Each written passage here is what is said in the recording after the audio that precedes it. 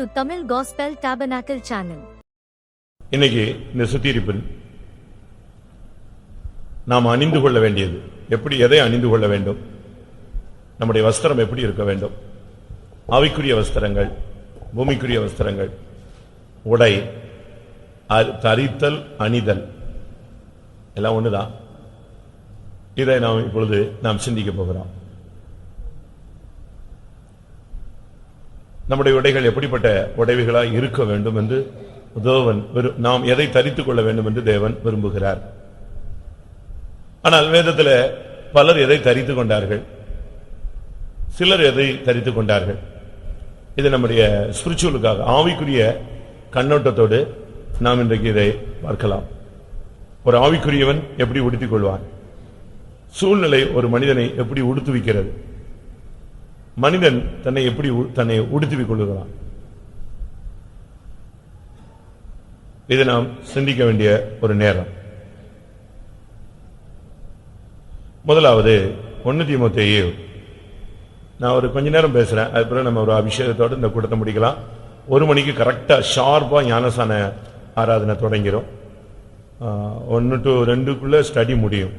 2 to 2:30 ஆராதனை முடிஞ்சிடும். 1 தீமோத்தேயு 2:10. தகுதியான வஸ்திரத்தினாலும். ஒரு விசுவாசி, ஒரு ஊழியன் என்று சொல்லும்போது அவனுடைய வஸ்திரத்தை எல்லாரும் பார்ப்பாங்க. உலகத்தில் சொல்லும் பொழுது ஆள் பாதி ஆடை பாதி, அது ஜவுளி கடையில் போட்டிருக்கோம். ஆனா நம்முடைய ஜீவியத்தை பார்க்கும் பொழுது ஒரு மனுஷன் டக்குன்னு பார்த்த உடனே அவனுக்கு தென்படுறது அவன் போட்டிருக்கிற என்னதுதான், ட்ரெஸ் தான். ட்ரெஸ்லயே ஆவிக்குரியவர்கள் என்று சொல்லுகிறவங்க தகுதியான வஸ்திரம் போடணும். அது சர்ச்சுக்கு வரும்போது மாத்திரம் அல்ல, எங்கேயுமே ஒரு விசுவாசி, ஒரு ஊழியன் எப்படிப்பட்டதா இருக்கணும், தகுதியான வஸ்திரம் தான் போட்டுக்கணும். ஆணா இருந்தாலும் சரி, பெண்ணாக இருந்தாலும் சரி.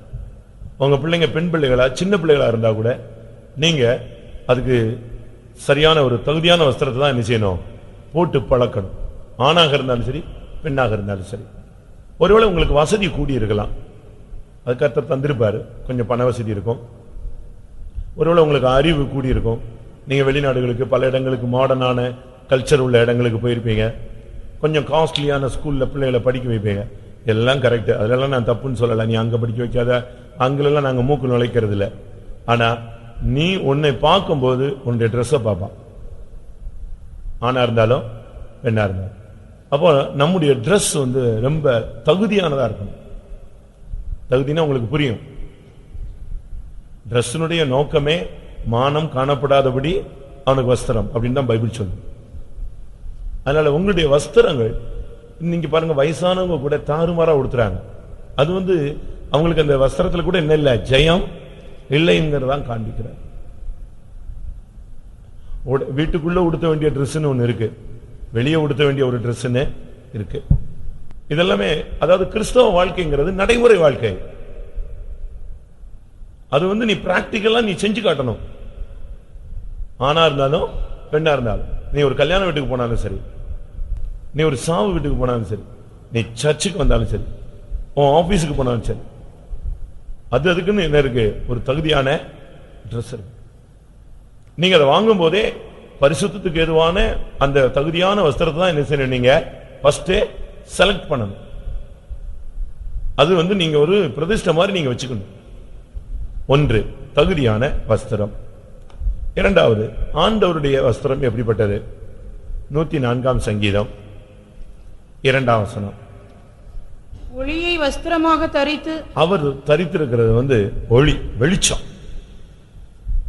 அவருடைய வஸ்திரம் வெளிச்சமானது. நம்ம விசுவாசிகள் கூட ஒரு சிலர் பாருங்க, இந்த ஃப்ளரசன்ட் கலர்ல அடிச்சுட்டு வருவாங்க. ஃப்ளரசன்ட் கலர்னா தெரியுமா, மின்ற மாதிரி. அது பட்டிக்காட்டு ஜனங்கள் யூஸ் பண்ணுவாங்க, இப்ப எல்லாருமே யூஸ் பண்றாங்க. நீங்க தகுதியான வஸ்திரம் உடுத்திருக்கீங்களா? உங்க வீட்டுல தகுதியான வஸ்திரங்கள் இருக்கா? வஸ்திரங்கள் தகுதியானதா இருக்கா? நீங்க யோசிச்சு பாருங்க. இரண்டாவது, தேவன் உடுத்திருக்கிற வஸ்திரம் ஒளி, வெளிச்சம். நீங்க பைபிள் சொல்லுகிறது நாம் வெளிச்சத்தின் பிள்ளைகள். நமக்குள்ள இருள் இருக்கக்கூடாது. இருளின் அதிகாரமும் இருக்கக்கூடாது, இருளின் ஆளுகையும் இருக்கக்கூடாது. நமக்குள்ள நாம் வெளிச்சத்தின் பிள்ளைகள், ஒளியின் பிள்ளைகள். நீங்கள் பூமிக்கு ஒளியாக இருக்கிறீர்கள். எந்த மனுஷனையும் பிரகாசிப்பிக்கிற அந்த மெய்யான ஒளி. உன்னுடைய டிரெஸ் ஒளி, வெளிச்சத்தை தான் நீ உடுத்திருக்கணும். நீ எப்பவும் வெளிச்சத்தின் பிள்ளை. தெசலோனிக்கேயர்ல வாசிக்கும் பொழுது பகலுக்குரியவர்களாகிய நாமோ, நாம் பகலுக்குரியவர்கள், நாம் நைட்டுக்குரியவங்க அல்ல. நம்ம எப்பொழுதும் நம்முடைய ட்ரெஸ் ரொம்ப பரிசுத்தமாக. இப்ப நாங்க போட்டிருக்க ட்ரெஸ் இருக்கே, இது வித்தியாசமான ட்ரெஸ். சிஸ்டர்ஸ் போட்டிருக்க ட்ரெஸ்ஸும் பிரதர்ஸ் போட்டிருக்க ட்ரெஸ்ஸுமே ஒரு விதத்துல இலங்கையின் மாதிரி, இலங்கையில் உள்ள. இன்னொன்னு பாஸ்டர் பாலுக்கு தரிசனத்தில் கிடைச்ச ட்ரெஸ். இதெல்லாம் கை மறைக்கிறது, கழுத்தை மறைக்கிறது, காலை வச்சு மறைக்கிறது, ஃபுல்லா உடம்பு மறைக்கிறது, இதெல்லாமே அவருடைய விஷன்ல கிடைச்சது. இதனுடைய நீங்க டூ வீலர்ல போனாலும் சரி, எங்க போனாலும் சரி, அந்த ட்ரெஸ் கரெக்டா நீங்க உடுத்திட்டீங்கன்னா கரெக்டா இருக்கும். எந்த விதத்திலையும் உடல் என்ன செய்யாது, தெரியாது. அதுபோல நீங்க வெளிச்சத்தை, வெளிச்சங்கிறது ஆவிக்குரிய வெளிச்சமான ஒரு வாழ்க்கையை காண்பிக்கிறார். ஸ்பிரிச்சுவல்ல நீங்க எப்பொழுதுமே பிரைட்டா இருக்கணும். ஒரு மந்த நிலவரத்துல மங்கி எரிகிறவர்களாய் நம்ம இருக்கக்கூடாது. பொன் மங்கி பசும்பொன் மாறி அப்படி போகக்கூடாது. உன்னுடைய ஜீவன் பிரைட்டா இருக்கணும். எப்பவும் உன்னுடைய லைஃப் வெளிச்சமா இருக்கணும். இருள் சூழ்ந்ததா இருக்கக்கூடாது. இருளின் அதிகாரங்கள், ஏதாவது கெட்ட பழக்க வழக்கங்கள் உன்னை ஆளுகை செய்யறதா இருக்கக்கூடாது. நான் இந்த வஸ்திரத்தையும் சொல்லல, ஆவிக்குரிய வஸ்திரத்தையும் சேர்த்து தான் சொல்லிட்டே வரேன். உங்களுடைய ஜீவியத்தில் வெளிச்சம் தான். நீ வெளிச்சத்தின் பிள்ளை. வாசிங்க இந்த வசனம். நாம் வெளிச்சத்தின் பிள்ளைகளா இருக்கிறோம். 1 தெசலோனிக்கேயர் 5:5. நீங்கள் எல்லாரும் வெளிச்சத்தின் பிள்ளைகள். வெளிச்சத்தின் பிள்ளைகள். நீ இருளின் பிள்ளைகள் அல்ல. நம்ம எப்பொழுதுமே நம்முடைய வாழ்க்கை ஒரு வெளியரங்கமான வாழ்க்கை. அதான் ஒருத்தர் சொல்லுவார், திறந்த புஸ்தகம். உனக்குள்ள ஒளிவு மறைவு அந்தரங்கம் அப்படிலாம் மறைவான குற்றங்கள் இந்த சப்ஜெக்ட் கிடையாது. நீ ஒளியை வஸ்திரமாய் தரித்தவன். கிறிஸ்டல் கிளியர்னு சொல்லுவாங்க. பளிங்கு கொப்பான சுத்தம். அதாவது அந்த தண்ணியை நீங்க பாத்தீங்கன்னா மேல இருந்து தர வரைக்கும் என்ன செய்யலாம், பார்க்கலாம். அவ்வளவு பியூரா இருக்கும். அதுபோல நம்முடைய ஜீவியத்துல இந்த மாசு மருகு ஒரு எதுவுமே இருக்கக்கூடாது. இயேசுவை பத்தி எபிரேயர்ல சொல்லி இருக்கிறது, வானங்களிலும் உயர்ந்தவர், பரிசுத்தம் உள்ளவர், குற்றமற்றவர், மாசில்லாதவர். எவ்வளவு அவரை பத்தி அப்படியே வர்ணிச்சுட்டே போலாம். வாசிங்க எபிரேயர் 7:26. பரிசுத்தரும் குற்றமற்றவரும் மாசில்லாதவரும் பாவிகளுக்கு விலகினவரும் வானங்களிலும் உயர்ந்தவரும். எப்படி அவருடைய ஸ்டெப் பாருங்க. பரிசுத்தரும் குற்றமற்றவரும் மாசில்லாதவரும் பாவிகளுக்கு விலகினவரும் வானங்களில் உயர்ந்தவரும். எப்படி போறாரு பாருங்க. அப்போ நம்முடைய லைஃப் ஒளியாக இருக்கணும். நீங்கள் உலகத்துக்கு வெளிச்சமா இருக்கிறீர்கள், ஒளியா இருக்கிறீர்கள். நம்ம எல்லாம் ஒளியின் பிள்ளைகள் இல்லையா? ஒரு தூதன் பூமியில நின்னானாம். அவனுடைய பிரகாசத்தினால் பூமியே பிரகாசிச்சுதான். அப்போ ஒரு தூதன் என்ன பிரைட்டா இருக்கிறான் பாருங்க. நம்ம லைஃப்ல சரியான ஒரு வல்லமை பிரகாசிக்கணும். ஆசிங்க வெளிப்படுத்தல் 18:1. இவைகளுக்கு பின்பு வேறொரு தூதன் மிகுந்த அதிகாரமுடையவனாய் வானத்திலிருந்து இறங்கி வர கண்டேன். அவனுடைய மகிமையினால் பூமி பிரகாசமாய். ஒரு தூதன் இறங்கி வந்தானா அவனுடைய மகிமையினால் பூமி முழுவதும் எரிஞ்சுதான். அப்ப நீ ஒரு வீட்டுல ஒரு தகப்பன் வெளிச்சமாய் ஒளியில் வஸ்திரமாய் தரிச்சிருந்தானா அந்த வீடு எப்படி இருக்கும்? ஒரு தாய் அந்த வீட்டுல ஒளியை வஸ்திரமாய் தரித்தவளா இருந்தால் அந்த வீடு எப்படி இருக்கும்? யோசிச்சு பாருங்க.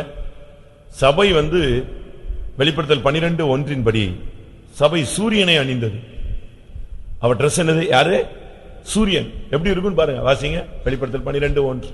ஒரு ஸ்திரீ சூரியனை அணிந்திருந்தாள். ஒரு ஸ்திரீ சூரியனை அந்த ஸ்திரீ யாரு? சபை. சர்ச்சில் உள்ளவங்க யார அணிஞ்சிருக்கணும்? சூரியன். சூரியன் எப்படி இருக்கும்? வல்லமையாய் உதிக்கிற சூரியன்.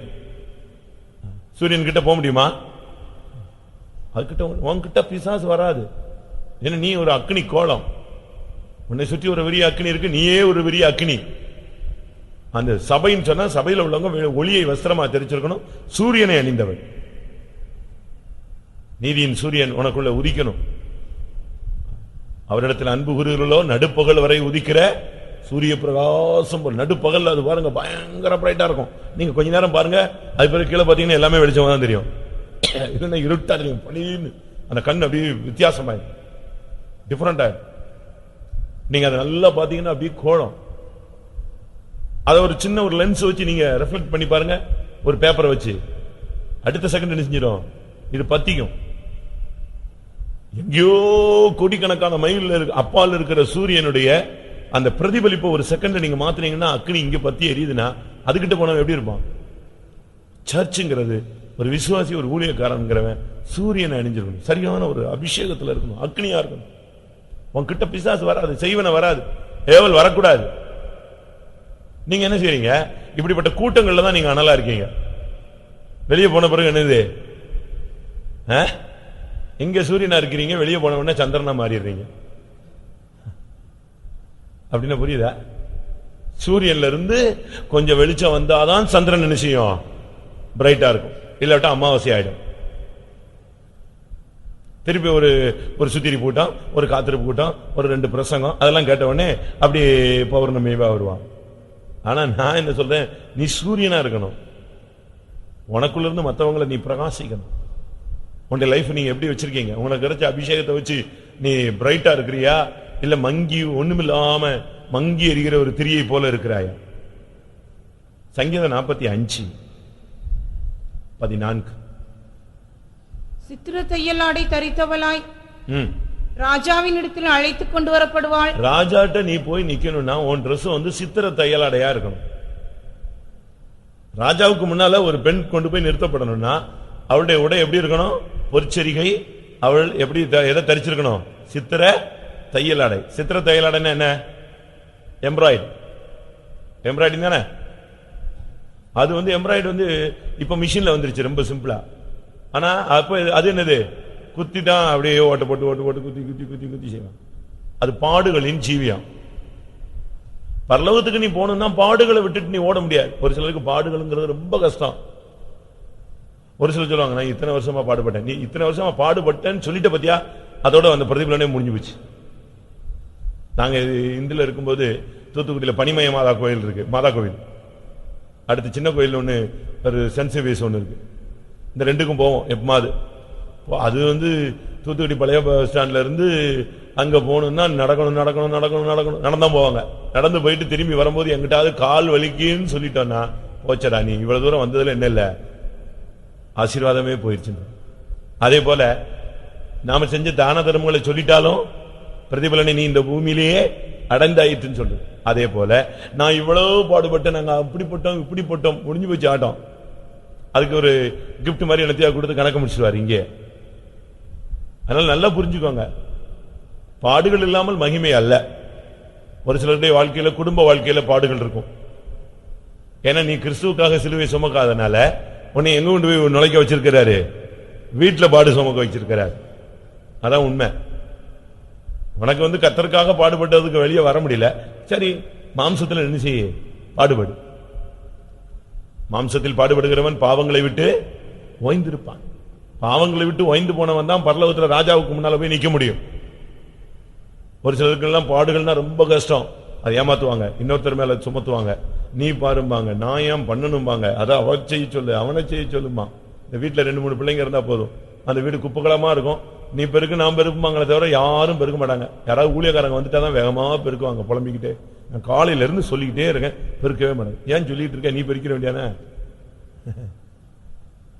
அது அந்த பிராக்டிஸ் நமக்கு கிடையாது. ராஜாவுக்கு முன்னால போகணும்னா உனக்கு பாடுகளின் ஜீவியம் இருக்கணும்.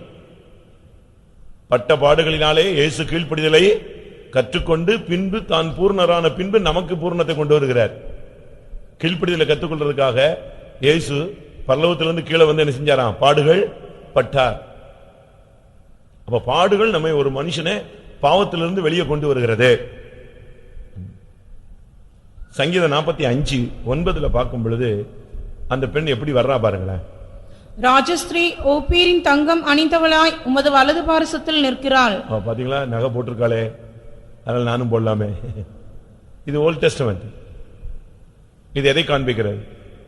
உன்னுடைய ஜீவிதத்தில் விசுவாசத்தை நீ உடுத்திக் கொள்ளணும்.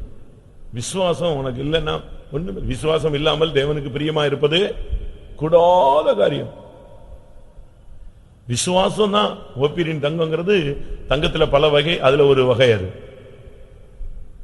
பலவிதமான தங்கங்கள் பைபிள்ல சொல்லியிருக்கு. அதுல ஓப்பீரின் தங்கம் அது ராஜஸ்திரிகளுக்குரியது. விசுவாசிகள் சாதாரண விசுவாசமா இருக்கக்கூடாது, அனுதாபிகளாக வெல்விஷரா சபையில் இருக்கக்கூடாது. நீங்க சர்ச்சில் மகா பரிசுத்த விசுவாசம் உடையவர்களா இருக்கணும். கிரியை இல்லாத விசுவாசம் செத்தது. இந்த வருஷத்துல விசுவாசத்துல நீ என்ன செஞ்சிருக்கிற?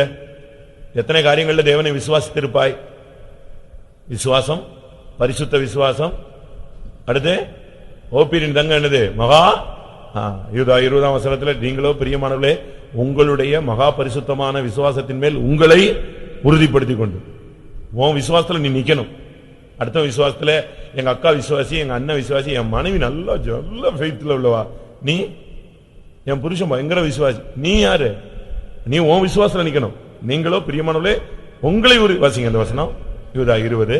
நீங்களோ பிரியமானவர்களே உங்கள் மகா பரிசுத்தமான விசுவாசத்தின் மேல் உங்களை உறுதிப்படுத்திக் உங்கள் மகா பரிசுத்தமான விசுவாசத்தின் மேல யாரை உறுதிப்படுத்தணும்? உன்னையவே நீ ஸ்டாண்ட் பண்ணணும். ஓப்பீரின் தங்கம் நம்முடைய ஜீவியத்தை மாத்தணும். அதனாலதான் நம்ம விசுவாசத்துல வந்ததுனாலதான் நகையை விட்டுட்டோம். ஏன்னா நமக்கு விசுவாசம் தான் என்னது? நகை. மற்றபடி வேற ஒரு நகையும் கிடையாது நமக்கு. அதுல நம்ம இன்ட்ரெஸ்ட் காட்டுறது இல்ல.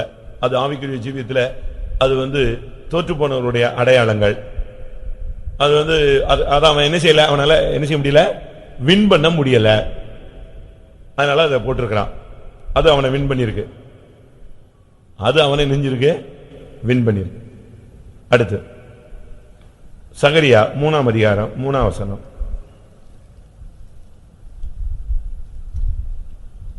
யோசுவாவோவெனில் அழுக்கு வஸ்திரம் தரித்தவனாய் தூதனுக்கு முன்பாக நின்றிருந்தான். உன்னுடைய வஸ்திரம் எப்படி இருக்கு? அழுக்கு. அழுக்குன்னா நீங்க எழுத்தின் பிரகாரமா எடுக்க கூடாது, எழுத்தின் பிரகாரமாவும் எடுக்கலாம். ஒரு விசுவாசி எப்பொழுதுமே ஒரு சிலர்லாம் பாருங்க அப்படியே இந்த ஒர்க் ஷாப் ட்ரெஸ் மாதிரி போட்டிருப்பாங்க. போட்டு போட்டு போட்டு போட்டு போட்டு போட்டு போட்டு அப்படி இருக்க கூடாது. நீங்க சுத்தமா இருக்கிறதுல ஒன்றும் தவறு கிடையாது. கந்தையானாலும் கசக்கி கட்டு அப்படிதான் உலகமே சொல்லுது. அழுக்கான வஸ்திரங்கிறது பிசாசை உன்கிட்ட கொண்டு வருகிறது. நல்லா புரிஞ்சுக்கணும். அதுக்கு மேல உள்ள வசனம் வாசிங்க. யோசுவா தேவ சந்நிதிக்கு வந்தான். அவன் கர்த்தருடைய தூதனுக்கு முன்பாக நின்றான். சாத்தான் அவனுக்கு விரோதம் செய்ய அவன் வலது பக்கத்திலே நின்றான். இவன் எங்க வந்துட்டான்? கோயிலுக்கு வந்துட்டான். கர்த்தருடைய தூதனுக்கு முன்னால வந்தாச்சு. கூட யார் நிக்கிறா? கூட பிசாசு நிக்கிறான். எப்படி இருக்கும் அது? எப்படிங்க சர்ச்சுக்குள்ள வருவான்? நீ வந்திருக்கல, உன் கூட தானே வருவான். உன் கூட தான் வந்திருக்கான் அவன். அப்போ உன் கூட யார் வர்றா? நான் சொல்லியிருக்கேன்னு நினைக்கிறேன். ஒரு நாள் நான் இருந்த ஒரு சின்ன ஃபைத்தம்ல விசுவாசிகள் 2 பேரும் வந்திருந்தாங்க, குப்பத்தில் உள்ளவங்க. சரி, நான் அவங்கள உள் ரூம்ல படுக்க வச்சுட்டு நான் ஃபர்ஸ்ட் ரூம்ல படுத்திருந்தேன். ஒரு படுத்து 1/4 மணி நேரத்தில் அந்த விசுவாசி கத்திட்டான். ஓ கத்திட்டான். நான் சட்டார்னு இருந்துச்சு, லைட் வீட்டுலாம் போட்டு என்னன்னு கேட்டா ஏதோ அமுக்கிருச்சுன்னா, இது வரைக்கும் என் ரூம்ல யாருமே வந்தது இல்லையாப்பா, நீதானா இன்னைக்கு யாரையோ கூட்டு வந்துட்டிய. உன் கூட யாரு வரா? நீ தேவசந்நிதிக்கு தான் வர. உன்னுடைய வஸ்திரம் ஜீவியம் சரியில்லைங்கிறதுனால யார் கூட வரா? பிசாசு வர்றான். அழுக்கு வஸ்திரம். ஒரு சிலருக்கு தான் தான் தான் தான்கிற இருக்கும். அதைத்தான் ஏசாயா 64:6 பாருங்க. எங்களுடைய நீதிகள் எல்லாம் அழுக்கான கந்தை. எங்களுடைய நீதிகள் எல்லாம் அழுக்கான கந்தை போல இருக்கிறது. அப்ப இது உன்னுடைய நீதியை காண்பிக்கிறது. உனக்குன்னு ஒரு பாலிசி வச்சுக்கிறது, ஒரு பிரின்சிபல் வச்சுக்கிறது. அதை பாஸ்டர் சொன்னாலும் யார் சொன்னாலும் நான் கேட்க மாட்டேன். நான் இதே லைன்ல தான் போவேன். யாரிடத்துலனாலும் போய் சொல்லு, எவன்கிட்டனாலும் போய் சொல்லு. அதெல்லாம் எவ்வளவு துணிகரமான வார்த்தைகள். அப்ப நீ ஒரு அழுக்கான வஸ்திரத்தை உடுத்திருக்கிற. அதான் உன்னுடைய நீதி என்னது? அழுக்கான கந்தை. அப்போ இதை வச்சுக்கிட்டு யார்கிட்ட போய் சொல்லி, அவன்கிட்ட போய் சொல்லு, அவட்டையும் சொல்லு, நீ சொல்லும் போது உன்னுடைய நீதி என்னது? அழுக்கான கந்தை. உனக்கு விரோதம் செய்ய யாரு கூட நிப்பா? சாத்தான் நின்றுட்டே இருப்பான். இன்னைக்கு கூட்டத்துக்கு வந்திருக்கீங்க, உங்க கூட யார் வந்திருக்கிறான்னு எனக்கு தெரியல. ஆனா கர்த்தர் என்ன பண்ணாரு, சாத்தான் வந்து நின்னதை பார்த்த உடனே டக்குன்னு இவனுடைய அழுக்கு வஸ்திரத்தை பிடிங்கிட்டு எதை கொடுத்தாச்சு அவனுக்கு? சகரியா 3:4 அவர் தமக்கு முன்பாக நிற்கிறவர்களை நோக்கி, இவன் மேல் இருக்கிற அழுக்கு வஸ்திரங்களை களைந்து போடுங்கள் என்றார். பின்பு அவனை நோக்கி, பார், நான் உன் அக்கிரமத்தை உன்னிலிருந்து நீங்க செய்து உனக்கு சிறந்த வஸ்திரங்களை தரிப்பித்தேன் என்றார். பாத்தீங்களா, டக்குன்னு வஸ்திரம் மாறிடுச்சு. என்ன வஸ்திரம்?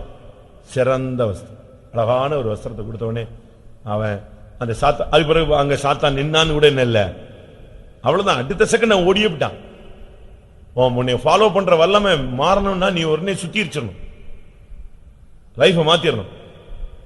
இயேசுவே என் கூட ஏதோ ஒரு பவர் வர்ற மாதிரி தெரியுதே, ஆண்டவரே சோத்திர சோத்திர சோத்திரம், உடனே ஒரு சுத்திரி பண்ணிட்டீங்கன்னா இவன் பின்னால கூட வந்தாலும் நெஞ்சிருவான். நாய் விரட்டிக்கிட்டே வரும், கள்ளத்துக்கிட்டே ஓடி போயிடும். நீ ஓடிக்கிட்டே இருந்தீங்கன்னா அது என்ன செய்யும்? பின்னால வந்துகிட்டே விரட்டிக்கிட்டே இருக்கும். நீ ஓடிக்கிட்டே இருந்து கடைசியில் சைக்கிளை போட்டு வண்டியை போட்டு விழுந்து கைய காலெல்லாம் ஒடிச்ச பிறகு அது போயிடும். நீ நில்லு, பிசாசுக்கு எதிர்த்து என்ன செய், உன் லைஃபை கிளியர் பண்ணு. அவன் சிறந்த வஸ்திரங்களை அவனுக்கு தரிப்பித்த பொழுது சாத்தான் அந்த இடத்தை விட்டு போய்விட்டான். எஸ்தர் 8:15. அப்பொழுது மொர்தெகாய் இளநீலமும் வெள்ளையுமான ராஜவஸ்திரம் தரித்தவனாய் மொர்தெகாய் வந்தான். மொர்தெகாய் ராஜவஸ்திரம் தரித்து வந்தான். ராஜவஸ்திரங்கிறது ஆளுகையை காண்பிக்கிறது. உங்களுக்குன்னு ஒரு அதிகாரம் இருக்கு, நல்லா புரிஞ்சுக்கோங்க. ஊழியக்காரங்களுக்குன்னு இல்ல, விசுவாசியா மாறின உடனேயே உனக்கு அதிகாரமும் என்ன இருக்கு, வல்லமையும் இருக்கிறது. ரெண்டு, ஒன்னு அதிகாரம், ஒன்னு வல்லமை. ஒன்னு வியாதியை சுகமாக்கக்கூடிய வல்லமை, இரண்டாவது பிசாசை துரத்தக்கூடிய அதிகாரம். இத நீ யூஸ் பண்ணணும். அத பாஸ்டர் தான் வரணும் இல்ல, இல்ல இன்னொரு கிஃப்ட் உள்ள ஆள் வரணும், எவனையோ தேடி போகணும் இல்ல. நீ விசுவாசி தானே. மார்க் 16:17 படி விசுவாசிக்கிறவர்களால் நடக்கும் அடையாளங்கள் யாவன? சாசுகளை துரத்துவார்கள், என் நாமத்திலே கைகளை வைப்பார்கள், அப்பொழுது வியாதியஸ்தர்கள். அப்ப வியாதியை சுகமாக்குறதும் பிசாசை விடு கட்ட அவிழ்க்கிறதும் யாருக்கு இருக்கு? ஒரு விசுவாசியினுடைய அடையாளம். அது மத்தேயு 10:1 வாசிங்க. சகல வியாதிகளையும், அப்பொழுது அவர் தம்முடைய 12 சீஷர்களையும் தம்மிடத்தில் வரவழைத்து அசுத்த ஆவிகளை துரத்தவும் சகல வியாதிகளையும் சகல நோய்களையும் நீக்கவும் அவர்களுக்கு அதிகாரம் கொடுத்தார். அதிகாரம் கொடுத்தார். உனக்கு வல்லமை இருக்கு, அதிகாரம் இருக்கு. ராஜவஸ்திரம் இல்லையா? நீ ராஜவஸ்திரம் போட்டுட்டு நம்ம மிரண்டு கத்திட்டு சோத்திர சோத்திரம் பிசாசு போலே இயேசுவே இயேசுவேன்னு இருந்தீங்கன்னா அது ராஜவஸ்திரம் இல்ல. நீ போட்டல அர்த்தம் இல்ல. சும்மா நீ விசுவாசின்னு சொல்லிட்டு போட்டு போட்டு சுத்திட்டு இருக்காரு. 2 ராஜாக்கள் யுத்தத்துக்கு போனாங்க, உங்களுக்கு எல்லாருக்கும் தெரியும். யுத்தம் ஸ்டார்ட் பண்ணும்போது ஒரு ராஜா சொன்னா, நான் ஆர்டினரியா உள்ள இறங்குறேன், நீ ஏன் ட்ரெஸ் போட்டு என்ன செய்ய நெல்லன்னு. ஓகேன்ட்டா. அவன் ரதத்துல ஏறியாச்சு. அந்த ராஜா உண்டு, இவன் ஒரு ராஜா தான், இவன் அந்த ராஜாவுடைய ட்ரெஸ் வாங்கி போட்டாச்சு. அதாவது ஒவ்வொரு கிங்குக்கும் ஒவ்வொரு ட்ரெஸ் இருக்கு, அந்த தேசத்தினுடைய அடையாளம். அதை தூக்கி மாட்டிட்டு நின்ட்டான். யுத்தம் தொடங்கிருச்சு. யுத்தம் தொடங்கி மும்முரமா போகும்போது ஆப்போசிட் பார்ட்டி சீரியாவில் உள்ள படைத்தலைவன் சொன்னா, சண்டையை போட்டுக்கிட்டு 1000 பேரை கொண்டுகிட்டு ரத்த கலரி ஆகிறது எல்லாம் ரொம்ப போராட்டம், டைம் வேஸ்ட். அவன் ஓடிடுவான், நம்ம ஓடிடுவோம், ஏதாவது பிரச்சனை ஆகும். எல்லாரும் சேர்ந்து ஒரே அடியா, யார அடி அடி ராஜா அடிங்க, ஃபர்ஸ்ட் அடிச்சிரு, மெயின் எல்லாம் ஃபுல் ஃபோர்ஸ் யாருக்கு கூட. சும்மா இந்த தரைப்படை குதிரைப்படைன்னு முட்டிட்டு இருக்காத, எல்லாம் எங்க போ, ஒரே டைரக்ஷன்ல ராஜாவை தட்டுனா. இப்படி இந்த பிளான் போடுவான்னு எவனுக்கு யாருக்கு தெரியாது? இவனுக்கு தெரியாது. யுத்தம் டிக்ளேர், வார் டிக்ளேர் ஆன உடனே டக்குன்னு அவ்வளவு பேரும் நேர இந்த ராஜாக்கு நேரம் போனா. இன்னும் பார்த்தா இது என்னடா நமக்கு பிசாசு பிடிச்சிட்டு போட்டு இன்னைக்கு சரியா மாட்டிக்கிட்டோம். மிரண்டு போய் அந்த ரதத்துல இருந்து ஓன்னு கத்திட்டான். கூக்குரல் இட்டான் இருக்கு பைபிள்ல. கூக்குரல் இட்ட உடனே அந்த படைத்தலைவன் சொன்னா, ஏய் அவன் ராஜா இல்ல, நிப்பாட்டிரு, ராஜா வேற இடத்துல இருக்கான். ஏன்னா ராஜா என்ன செய்ய மாட்டான், வீர மரணம் தான் அடைவானே தவிர எதிர்த்து நிப்பானே தவிர. இவன் என்ன செய்ய ஆரம்பிச்சிட்டான், கத்திட்டான். பிசாசு அமுக்கின உடனே கத்திரிய இயேசுவின் நாமத்துல எழும்பாம விட்டுட்டு தோத்திரம் வாயில வரல, இயேசுவின் ரத்தம் வாயில வரலன்னா அமுக்கிட்டான், முடிஞ்சு போச்சு. கூக்கர்ல அர்த்தம். நான் சொல்றது கஷ்டமா இருக்கா? உண்மை அதுதான். வாசிங்க ராஜாக்களா, 1 ராஜாக்கள் 20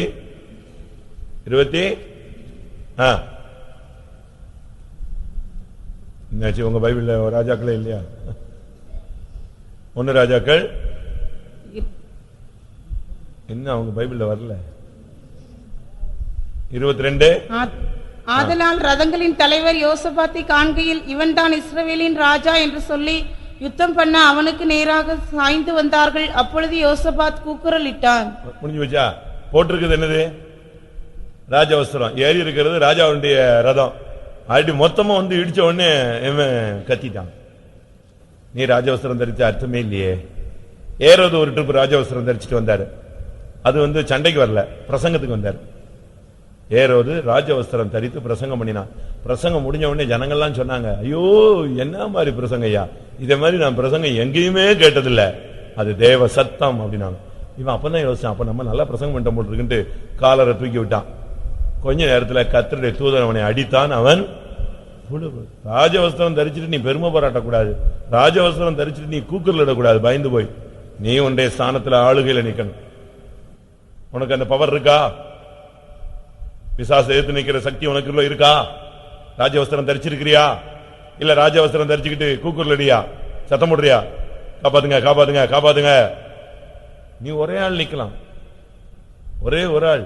கோடிக்கணக்கான சக்திகள் உனக்கு இன்னும் 30 கோடி தேவர்களும் வந்து நின்னாலும் நீ ஒரே ஆள் நின்று என்ன செய்ய முடியும்?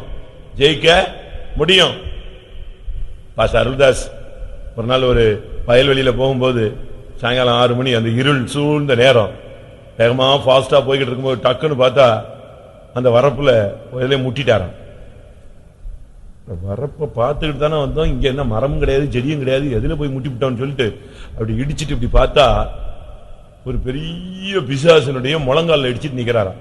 அது இருக்குதான், எங்கேயோ இருக்குதான். இவருக்கு அதை இடிச்சு நின்ன உடனே அதை பார்த்த உடனே அப்படியே வேர்த்து ஊத்திடுச்சு. ஏப்பா என்னடா இது, என்ன இப்படி பார்த்தா அது எங்கேயோ இருக்குது. இவருக்கு அப்படியே வேர்த்து அப்படி ஸ்டன்னாகி போய் நின்னாராம். அது சொல்லிச்சான், உனக்கு ஏன் வேர்க்குது, நான் தானே பயந்து போய் நின்றுட்டு இருக்கேன். எப்படி இருக்கும்? நீ குறுக்க வந்துட்டேன்னு நான் எங்கிட்டும் போக முடியாம நான் நின்றுட்டு இருக்கேன், நீ ஏன் பயப்படுற, நான் விலகுறேன், நீ போன்னு. எப்படி இருக்கும்? நீங்க என்ன செய்வீங்க? நமக்கு தான் அங்கேயே ஜுரம் வந்துருச்சே, அங்கேயே ஜுரம் வந்துருச்சு, அங்கேயே பிட்ஸ் வந்துருச்சு, அங்கேயே விழுந்து ரத்த குழாய் வெடிச்சு இந்த பிசாசு அடிச்சிருச்சுன்னு சொல்லுவான். அதாவது ஆக்சுவலா பிசாசு வந்து தலையில அடிச்சு நரம்பு பிடி 5 விரல் இருந்துச்சுமா. 5 விரல்லாம் ஒண்ணும் கிடையாது, இங்க ரத்த நாளா 5 பிரிவா வருது. பயம் உச்சக்கட்டம் அடிச்ச உடனே டப்பு டப்பு டப்புன்னு தெரிச்சிடும் அந்த 5 ரத்த நாளமும், அதோட செத்து போயிடுவான். அது பிசாசு அடிச்சு செத்து போச்சுமா. பிசாசு எல்லாம் அடிக்கல, பயத்துல வெடிக்குது ரத்த சூடேறி இருக்கு அவங்களுக்கு. நம்ம ஆளுக்கு அதுக்கு பிறகு 3 நாள் ஜுரம், ஒரே புலம்பிக்கிட்டே இருப்பான். திருப்பி யாராவது வச்சு ஜெபம் பண்ணி இவனுக்கு ஒரு நாள் உபவாசம் போட்டு பிறகுதான் இந்த பிசாசு இவனை விட்டு போகும். பிசாசு போயிடுச்சு, இவன் பயந்திலேயே பாதி பிசாசை கூட்டி வச்சுக்கான். ராஜவஸ்திரம்லயே அவன்கிட்ட இருக்கணும். நீ ஒரு ஆளுகை உள்ளவன், நீ ஒரு அதிகாரம் உள்ளவன். உன்னைய பார்த்து பிசாசு நடுங்கணுமே தவிர நீ அவனை பார்த்து என்ன செய்யக்கூடாது, நடுங்க கூடாது. உனக்கு அந்த அதிகாரத்தை கர்த்தர் கொடுத்திருக்கிறார், நீ அதை எடுத்து உபயோகப்படுத்து. ஏசாயா 59:17 வைராக்கியம் என்னும் சால்வையை அவர் உடுத்திக் கொண்டிருக்கிறார். வைராக்கியத்தை சால்வையாக போர்த்துக் கொண்டார். ஆண்டவர் போட்டிருக்கிற சால்வை எப்படிப்பட்ட சால்வை? வைராக்கியம். உனக்குள்ள பக்தி வைராக்கியம் இருக்கணும். என்னுடைய வீட்டை குறித்த பக்தி வைராக்கியம் என்னை பட்சித்தது. தோல்வி வந்துருச்சே, நடந்துருச்சே, தவறு நடந்துருச்சே, மிஸ்டேக் ஆயிடுச்சே, போச்சு, ஐயோ ஆண்டவரே ஆண்டவரே ஆண்டவரேன்னு உனக்குள்ளே வைராக்கியம் வெறியாயிரணும். இனி நான் பாவம் செய்ய மாட்டேன், தவறு செய்ய மாட்டேன். பக்தி வைராக்கியம் உன்னை பட்சிக்கணும். அது ஒரு அக்னி. மாம்ச வைராக்கியம் இருக்கக்கூடாது. மாம்ச வைராக்கியம் வந்து அது மாம்சத்தின் கிரியை. அந்த வைராக்கியம், நான் அவன் வீட்டுக்கு போக மாட்டேன், இவன் வீட்டுக்கு போக மாட்டேன், சாப்பிட மாட்டேன், குடிக்க மாட்டேன், கல்யாணத்துக்கு போக மாட்டேன், சாவுக்கு போக மாட்டேன், வாழ்வுக்கு போக மாட்டேன், அவனை மூஞ்சில முழிக்க மாட்டேன், இவனுக்கு வர மாட்டேன், அது வந்து மாம்சீக வைராக்கியம். வைராக்கியம் பாராட்டுவது நல்லது, நல் விஷயத்திலே வைராக்கியம் பாராட்டுவது நல்லது. அதான் அப்படித்தான் பைபிள் சொல்லுது. வாசிங்க கலாத்தியர் 4:18. நல் விஷயத்தில் வைராக்கியம் பாராட்டுவது நல்லதுதான். நல்ல விஷயத்தில் வைராக்கியம் பாராட்டு. உன் பிள்ளை இந்துக்குள் கட்டி கொடுக்க மாட்டேன், வேற சபைக்கு கட்டி கொடுக்க மாட்டேன், ஆவிக்குரிய ஜீவித்துல வளர்ப்பேன், ஆவிக்குரிய ஜீவித்துல இருப்பேன், அப்படி நீ நல்ல விஷயத்துல வைராக்கியமா இருங்க. பரிசுத்தமா ஜீவிப்பேன், விசுவாசத்தை காத்துக்கொள்வேன். ஏசாயா 61:3. துதியின் உடை துதியின் உடை ஒடுங்கின ஆவிக்கு பதிலாக துதியின் உடையையும் கொடுக்கவும் அவர் என்னை அனுப்பினார். துதியின் உடை. உனக்கு ஒரு Dress இருக்கணும் எப்பவுமே, அது ஒரு Dress. அது நீ போட்டிருக்க அந்த Dress என்னது? உன்னுடைய உடையின் பேர் என்னது? துதி. கர்த்தரை துதிக்கும் துதி எப்போதும் என் வாயில் இருக்கும். நைட்ல ஒருத்தன் வந்து திடீர்னு எழுப்புனா கூட உன் வாயில இருந்து எதுதான் வரணும்? ஸ்தோத்திரம் ஸ்தோத்திரம் ஸ்தோத்திரம். ஏதாவது நல்லது சொன்னாலும் ஸ்தோத்திரம் பண்ணணும். யாராவது அதிர்ச்சியான செய்தி சொன்னாலும் உடனே உன் வாயில இருந்து என்ன வரணும்? ஸ்தோத்திரம் ஸ்தோத்திரம் ஸ்தோத்திரம். அதுதான் அப்போ இரத்தத்தில் அது இணைஞ்சிடணும், கலந்துடணும். அந்த சத்தம் தான் வெளிவரணும். எந்த நைட்டோ நல்லதோ கெட்டதோ எப்ப பார்த்தாலும் நீங்க பிரசங்கம் கேட்கும் போது கூட நீங்க துதி பண்ணிக்கிட்டே இருங்க. அப்ப அது உனக்குள்ள நெஞ்சிட்டே இருக்கும், உள்ள லோட் ஆகிட்டே இருக்கும். ஒரு பிரச்சனையை பேசும்போது கூட ஸ்தோத்திரம் பண்ணிக்கிட்டே இருங்க. உனக்கு ஆப்போசிட்டா ஒருத்தன் வந்து கருத்து சொல்றான்னு நீ ஸ்தோத்திரம் பண்ணு, அந்த ஆவி நெஞ்சிரும், விழுந்துரும், பட்டுன்னு அடி வாங்கிடும். அடி அடி நிச்சயமா அடி வாங்கிடும். ஒரு இடத்துல ஒரு பிசாசு பிடிச்ச ஒரு சகோதரனுக்காக நேற்று கூட எனக்கு சொன்னாங்க, எங்க வீட்டுக்காரருக்கு பிசாசு பிடிச்ச மாதிரி பயங்கரமா போராடுதுன்னு. நான் ஷோல்டர்ல வச்சு தோத்திரம் பண்ணு, கையை தலையில வைக்காத, ஷோல்டர்ல வை தோத்திரம் பண்ணு, டப்புன்னு ஓடிடுச்சு. நீ துதிச்சுக்கிட்டே இருக்கணும். உன்னுடைய ஜீவியத்துல துதி இல்லைன்னா வேஸ்ட். துதி இல்லைன்னா பிசாசு உன்னுடைய ஜீவியத்தை இருளாக்கிடுவான். உணர்வு இல்லாத அவருடைய இருதயம் இருளடைந்தது. இரண்டாவது சிந்தையில வீணராக்கிடுவான். சிந்தைய மைண்ட ஆபரேட் பண்ண ஆரம்பிச்சிருவான். நீ எப்பவும் துதிச்சுக்கிட்டே இரு, நல்லதோ கெட்டதோ, உனக்கு சாதகமோ பாதகமோ, எப்பவும் வாயிலிருந்து துதி வந்துகிட்டே இருக்கும். அதுதான் நம்முடைய வாயிலிருந்து வர வேண்டிய ரைம்ஸ். எப்படி சுவாசம் நீ அறிஞ்சு அறியாமலும் உனக்குள்ள அந்த ஹார்ட் பீட் நடந்துகிட்டே இருக்கோ, மூச்சு இழுப்பு, காற்று, ஆக்சிஜன் எடுத்துக்கிட்டே இருக்கிறியோ, அதே போல எனி டைம் உன் வாயிலிருந்து எது வந்துகிட்டே இருக்கணும்? துதி இருந்துகிட்டே இருக்கணும். சோத்ரம் சோத்ரம் சோத்ரம் சோத்ரம். என்ன பெரிய பரிசுத்தம் ஆயிட்டாமன்னு அவன் என்னதாவது கேட்பான், அவங்க அறிவு அவ்வளவுதான். கேட்கிறவன் கேட்கணும். நீங்க துதிச்சுக்கிட்டே நிச்சயம் இருக்கணும். துதிக்கும் போது அந்த ஆவி, உனக்கு விரோதமான ஆவி என்ன செய்யணும்? அடிபட்டுரும். உனக்கு விரோதமான ஆவி விழுந்துரும், டம்முன்னு விழுந்துரும். ஏன்னா நீ உனக்குள்ள இருக்கிற பவர் என்னதே? துதி. அது சரியான ஒரு சக்தி, அஸ்திபாரத்தையே போட்டு அசைக்கிறது. அதை நீ உன் வாயில எப்பொழுதும் அது ஒரு அஸ்திரம், அக்னி அஸ்திரம் போல. அதை நீ விடவே கூடாது. எத்தனை இடத்துல துதிக்காம இருந்திருக்கீங்கன்னு பாருங்க. மத்தேயு 3:4. இந்த யோவான் ஒட்டக மயிர் உடையை தரித்து, இது எதை காண்பிக்கிறார்? ஆதியாகமம் 3:19. இப்பதானங்க நம்ம இப்படி சில்கு, லினன், காட்டன், டெரி காட்டன் 72 புதுசு புதுசா நம்ம உடுத்திட்டு வந்திருக்கோம். வாசிங்க. தேவனாகிய கர்த்தர் ஆதாமுக்கும் அவன் மனைவிக்கும் தோல் உடைகளை உண்டாக்கி ஆண்டவர் கொடுத்த ஆதாமுக்கு கொடுத்த ட்ரெஸ் என்னது? தோலுடை. யோவான் சாணன் கொடுத்திருந்த உடை என்னது? தோலுடை. ஒட்டகமயிர் இருந்தா என்னது? தோலுடை. எலியா உடுத்திருந்தது என்னது? தோலுடை. அவங்க போட்டிருக்கலாம். அதாவது ஆண்டவர் சரீரத்தை வெளிப்படுத்த விருப்பப்படல, அதை மறைக்கத்தான் அவர் தோல் உடை கொடுத்தார். சாதாரண ஒரு துணி கூட கொடுக்கல. எப்படி கொடுத்தாரா? தோல். ஏதாவது தெரியுமா? டிரான்ஸ்பரண்டா இருக்குமா? ஒட்டகமயிர் உடை என்பது பிரதிஷ்டையின் உடையை காண்பிக்கிறது. அவனு எப்பவும் பார்த்தாலும் அதான் ட்ரெஸ் போட்டுப்பான். அதுல காத்து வராது, ரஃப்பா இருக்கும், முரட்டுத்தனமா இருக்கும், அழகே இருக்காது. ஆனாலும் அவன் பிரதிஷ்டை என்னதான்? அந்த ட்ரெஸ் தான் போடணும். அதுபோல ஒரு விசுவாசிக்கு ஒரு ஊழியர், எங்களுக்கு ஊழியக்காரங்களுக்குன்னு ஒரு ட்ரெஸ் இருக்கு. இந்த வஸ்திரத்தை நிச்சயக்கூடாது, மாற்றக்கூடாது. அதே போல ஆசாரியன் தன்னுடைய வஸ்திரத்தை நிச்சயக்கூடாது, அந்த ஆசாரிய வஸ்திரத்தை அவன் எடுத்து போடக்கூடாது. அதுபோல விசுவாசிகளுக்குன்னு நீங்களே ஒரு பிரதிஷ்டை பண்ணிக்கணும். நான் இப்படிப்பட்ட உடைய உடுத்துறேன் சுவாமி. இப்ப நம்ம சர்ச்சில் இப்படி விசுவாசிகள் எப்படி இல்லாம போட்டு வரீங்க. நீங்க சென்னையில போய் பாருங்க. நம்ம கெல்லிஸ் சர்ச்சுக்கு எதிர்த்தாக்கல குட்டியப்பன் ஸ்ட்ரீட்ல சாரல் நவரோஜி சர்ச் இருக்கு. சாரல் நவரோஜிங்கிறவங்க ஒன்ஸ் அப்பான் ஏ டைம் சிபிஎம்ல பாட்டுக்கார சிஸ்டர். சபையில சின்ன அசைவுகள் வந்த போது அவங்க அக்காலாம் வெளியே போயிட்டாங்க, ஊழியத்தை விட்டு வெளியே போயிட்டாங்க. அவங்க போய் தனியா ஒரு சர்ச் தொடங்கி நமக்கு ஆப்போசிட்டாவோ எப்படியோ அவங்க சபை நடந்துகிட்டு இருக்கு. அவங்க கிட்ட எல்லாம் கண்ட்ரோல்ல இருந்து ஊழியம் செஞ்சவங்க தான் பாஸ்டர் லூக்காலாம். அவங்க கூட ஊழியத்தில் இருந்தவங்க தான். இப்ப மாப்பாளையத்தில் இருக்கிற பாஸ்டர் ஆண்ட்ரூஸ், முந்தி பாட்டுல ஊழியத்தில் இருந்தான சிஸ்டர் யூனிஸ், இவங்க எல்லாமே யார்ட்ட இருந்தவங்க தான், அவங்க டீம்ல இருந்து தான் நம்ம டீமுக்கு உள்ள வந்தாங்க, சிபிஎம் குள்ள வந்தாங்க. அவங்க சர்ச்சில் போற விசுவாசி போட்டிருக்க ட்ரெஸ் போய் பாருங்க. அவங்க கூட்டம் முடிஞ்சு நீங்க வெளியே வரும்போது நம்ம சிபிஎம் கூட்டம் முடிஞ்சு போறவங்களையும் அவங்க சர்ச்சில் கூட்டம் முடிஞ்சு போற விசுவாசிகளையும் கரெக்டா பாத்திரலாம். அவங்க சர்ச்சு விசுவாசிகளை பார்த்த உடனே அது சிஸ்டர் சபையில் உள்ள விசுவாசின்னு சொல்லுவான். அவங்களுக்கு பேரு சிஸ்டர் சபையில் உள்ள விசுவாசி. ஏன்னா அப்படி ட்ரெஸ்ஸிங் இருக்கும், கன் மாதிரி இருப்பாங்க, பக்காவா பண்ணிருப்பாங்க சிஸ்டர்ஸ். நம்ம அப்படியே பண்றோம், என்னன்னாலும் சொல்லு நான் இப்படிதான் இருப்பேன், இந்த டான்ஸ்காரி மாதிரி தான் போட்டு வருவேன், அப்படிதானே பண்றோம், டான்ஸ்காரி மாதிரி தான் போடுவேன்,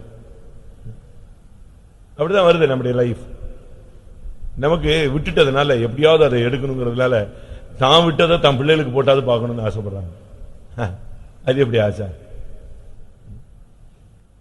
நீ பிரதிஷ்டை ஒட்டகமயிரோடு அவன் கேட்கறான், ஒரு ராஜா அந்த தீர்க்கதரிசி என்ன ட்ரெஸ் போட்டிருந்தா எப்படி இருந்தான் எலியாவை கேட்கறான்.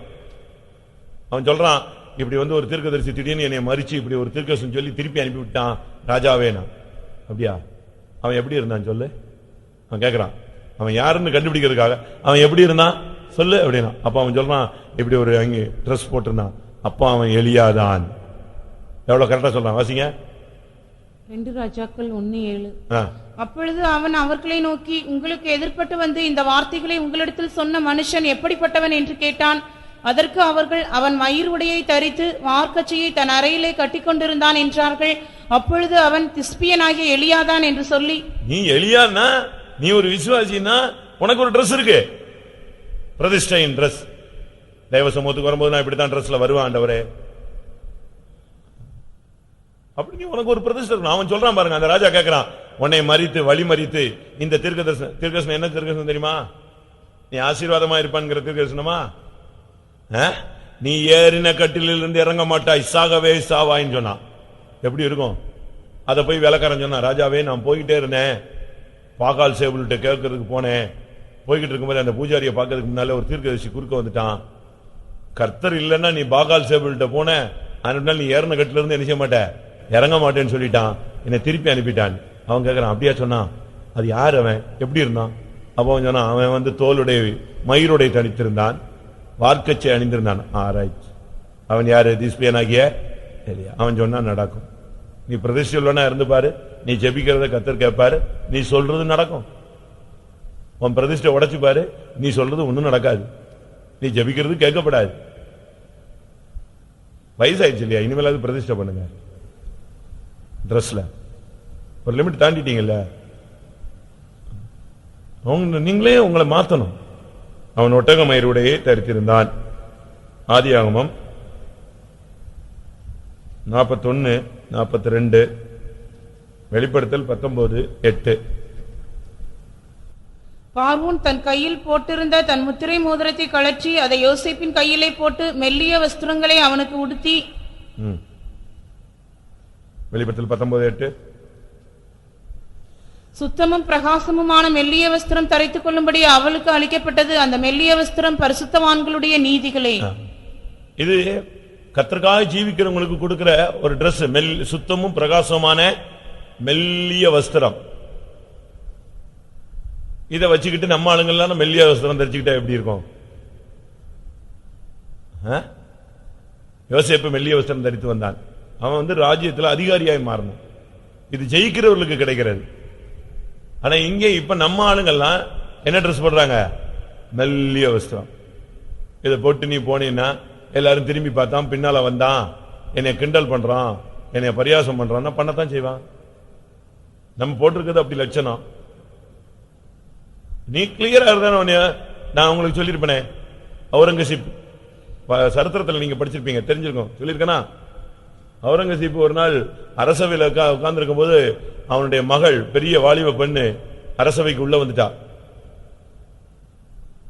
அரசவைன்னு சொன்னா எப்படி இருக்கும்?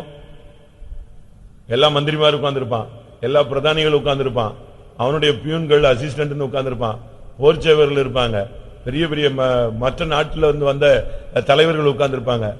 இந்த இதுல யார் வந்துட்டா? ஏதோ ஒரு காரணத்தை சொல்லி அவங்க மகா உள்ள வந்துட்டா. அவுரங்கசீப்போட மகா உள்ள வந்தா அவ போட்டிருந்த டிரெஸ் பயங்கர மெல்லிய வஸ்திரம், டிரான்ஸ்பரண்டா போட்டு உள்ள வந்துட்டா. இவனுக்கு இருப்பு கொள்ளல. முஸ்லிம்ஸ்ல டிரெஸ் ரொம்ப மரியாதையா இருக்கணும் இல்லையா? அவன் டிரெஸ் 1000 டிரெஸ் போட்டாலும் மேல ஒண்ணு எதை போட்டு வரணும், பரதா அடிச்சுதான் வருவாங்க. இவ போட்டு வந்த டிரெஸ் பயங்கர டிரான்ஸ்பரண்ட். ராஜாவுடைய மகளாச்சா, ராணி இளவரசியாச்சா, நீங்க உலக சரித்திரத்தை படிச்சு பாருங்க. போட்டு வந்த உடனே இவனுக்கு பொறுத்துக்க முடியல, என்ன பண்றதுன்னு தெரியல. அவன் அப்படியே சிரிச்சே அரசவையில சமாளிச்சு அவன் பார்த்த பார்வையெல்லாம் இவனால தாங்க முடியாம அவளை உடனே ரைட் நீ போன்னு சொல்லி அவளை அனுப்பிவிட்டான். அனுப்பிட்டு மந்திரியை கூப்பிட்டானா, இந்த டிரெஸ் எங்க இருந்து கிடைச்சதுன்னு முதல்ல கேளுங்க. எப்படி இருக்கும் அப்பமே, இந்த டிரெஸ் எங்க இருந்து கிடைச்சது? உடனே அவங்க சொன்னாங்க, ஐயோ அவங்க என்ன நினைச்சிட்டாங்க, டிரெஸ் நெஞ்சவனுக்கு பரிசு கொடுக்க போறாரு. ஆமா, இவன் சொன்னான் அவனை கூட்டுவா, நான் அவசியமா பார்க்கணும். உடனே கூட்டுவான். உடனே அந்த குறிக்கப்பட்ட ராணி இளவரசிகளுக்கு டிரெஸ் செய்யறவனை உடனே கூட்டு வந்துட்டான். அவன் பாஞ்சு வந்துட்டான். ஏன்னா அரசவையில் என்ன கிடைக்க போதிப்பான். அவன் கூப்பிட்டு காட்டானா, நீ தான் இந்த டிரெஸ் பண்ணியா? ஆமா. இதே மாதிரி எவ்வளவு பண்ணிருக்கான், இதெல்லாம் இருக்கு, அவ்வளத்தையும் கொண்டு வானா. அவ்வளத்தையும் வாங்கிட்டான். உடனே ஒரு போர்ச்சவனை கூப்பிட்டான். இவனை கொண்டு போய் 2 கை பெருவிரலை 2 துண்டா எடுத்துருந்தான். 2 கையுடைய 2 பெருவிரலையும் நெஞ்சிரு துண்டா அடிச்சிரு, துண்டாக்கிட்டு வா, அவனை கொண்டு வான்னு. எதுக்குன்னு கேட்டாங்க, இனிமேல் இப்படிப்பட்ட டிரெஸ் நாட்டிலேயே அவன் என்ன செய்யக்கூடாது, தயாரிக்க.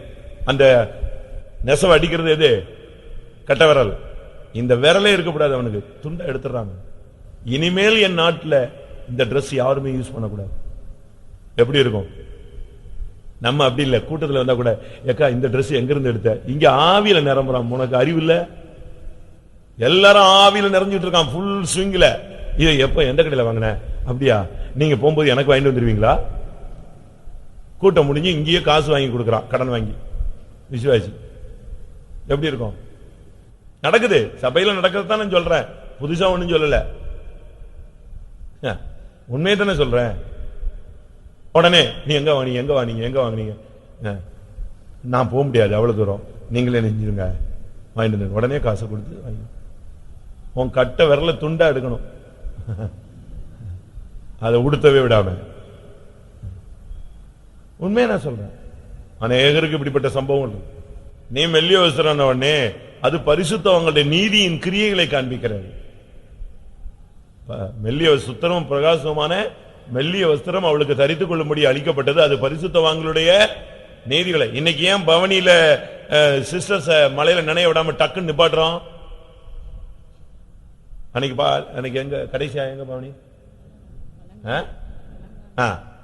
மழை பெய்யுது, ஸ்டார்ட் பண்ணுது, பாஸ்டர் சொல்றாரு, ஏய் மலையில நினைய விடாத, மலையில நினைய விட, பவனியை க்ளோஸ் பண்ணுங்கிறார். அதனாலதான் பாதியில் எங்க நிப்பாட்டணும், அங்க ஓடி இங்க ஓடி, அந்த ரோட்ல நிப்பாட்டி இந்த ரோட்ல நிப்பாட்டி, பாதி போயிடுச்சு, பாதி போனதெல்லாம் போய் தொலையுது, திருப்பு, அவ்வளவு திருப்பு, நினையக்கூடாது. எதுக்கு? இவங்க போட்டிருக்கிறதெல்லாம் அவுரங்கசீப் மகா போட்டது. என்ன பண்றது? அவ்வளவு இழுத்துட்டு வா. உடனே பாஸ்டர் சொன்னாரு, மழையினா நினைச்சிடவே கூடாது, நிப்பாட்டு நிப்பாட்டு, பவனியை நிப்பாட்டு. ஒழுங்கு இல்ல, அது பக்தி விருத்தியா இருக்காது நம்முடைய பிள்ளைகள் ரோட்ல, வேற வழி இல்ல. யோசிப்பார், உன்னுடைய லைஃப்ல நீ ரொம்ப தகுதியான இந்த தோல் உடைய மாதிரி போட்டு வரணுமா? தப்பு கிடையாது, பிரதிஷ்டை. அதுக்காக இந்த ஜீன்ஸ் சொல்லிட்டு ஒரு 4 மாசம் அழுக்கான மாதிரி ஒரு தைப்பு இப்படி தைப்பேன். அது ஒரு துவைக்கிறதுக்கு மாச்ச கஷ்டப்பட்ட சோம்பேறிகள் போடுற ட்ரெஸ். அது அதெல்லாம் நம்முடைய ஜீவிதத்தில் வரவே கூடாது. நீ தகுதியான வஸ்திரம். யாத்திராகமம் 28 2, 3, 4 ஒரு வஸ்திரம் இருக்கு, அதுக்கு பெயர் பரிசுத்த வஸ்திரம். உன் சகோதரனாகிய ஆரோனுக்கு மகிமையும் அலங்காரமுமாய் இருக்கும் பொருட்டு பரிசுத்த வஸ்திரங்களை உண்டு பண்ணுவாயாக. பரிசுத்த வஸ்திரம். ஐயோ, நீங்க இஸ்ரேல் நாட்டில் போட்டிருக்க ட்ரெஸ் எல்லாம் போய் பாருங்க, நார்த் இந்தியாலே பாருங்களேன், முஸ்லிம்ஸ பாருங்க, என்ன மாதிரி ட்ரெஸ் பண்றாங்க, முகமே தெரியாது, வஸ்திரங்கள் அப்படி. இயேசு போட்டிருந்தார் ஒரு பெரிய முழு நீள அங்கி, அதுக்கு மேல என்னது, ஒரு சால்வை மேலங்கி ஆண்கள் அப்படி போட்டு வந்தாங்க. அதுதான் ஒழுங்கு. இன்னைக்கும் பாருங்க முஸ்லிம்ஸ் கண்ட்ரீஸ்ல பர்தா போடலன்னா ஆசிட் அடிச்சிடறான் மூஞ்சில. நடக்குது தெரியுமா? பயங்கர ரஃபா கொண்டு வராங்க. ஸ்போர்ட்ஸ்ல பொம்பளை பிள்ளைங்க கலந்து கூடாதுங்கிறான். பயங்கர ஏன்னா அசிங்கமாயிரும். நம்ம என்னெல்லாம் பண்றோம்னு யோசிச்சு பாருங்க. வஸ்திரத்துல கூட பரிசுத்தம்னு ஒண்ணு இருக்கு. ஆரோன் அவன் ஒரு ஆசாரியன். அவனுக்கு கொடுத்த ட்ரெஸ் பாத்தீங்கன்னா செத்தான். அவன் ட்ரெஸ் நீங்க போய் பைபிள்ல படிச்சு வீட்டுல உட்காந்து படிச்சு பாருங்க. ஐயோ, அவன் ட்ரெஸ் போட்டுலாம் நிக்க முடியாது. அவனுக்கு 72 ட்ரெஸ் பயங்கர ஸ்ட்ரிக்டா போட்டு வச்சாரு. என்ன மாதிரி? அதனால வஸ்திரம்ங்கிறது ரொம்ப முக்கியமானது. இன்னைக்கு ஒரு சிலர் உபாகமம் 22:5 புருஷருடைய பெண்கள் தரிச்சுகிறது, பெண்களுடைய யார் தரிச்சுகிறது? இது இப்ப கல்ச்சர் ரொம்ப ஸ்டைலா மாறிடுச்சு. பாத்தீங்க, புருஷரின் உடைகளை ஸ்திரீகள் தரிக்கலாகாது, ஸ்திரீகளின் உடைகளை புருஷர் தரிக்கலாகாது. அப்படி செய்கிறவர்கள் எல்லாரும் உன் தேவனாகிய கர்த்தருக்கு அருவருப்பானவர்கள். அருவருப்பானவர்கள். அவங்கவுங்களுக்குன்னு ஒரு ட்ரெஸ் இருக்கு. இப்ப கம்மல் கூட ஆம்பளை பசங்க போட்டுக்கிறாங்க. இன்னும் கொஞ்ச நாள்ல மூக்கு குத்திக்குவாங்க.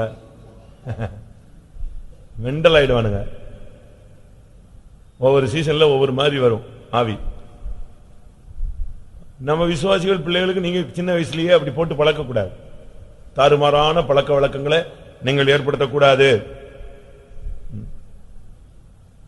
யாக்கோபு 2:2 இது எழுத்தின் பிரகாரமா சொல்லல, நான் ஸ்பிரிச்சுவலையும் சேர்த்தான் சொல்லிட்டே வரேன்.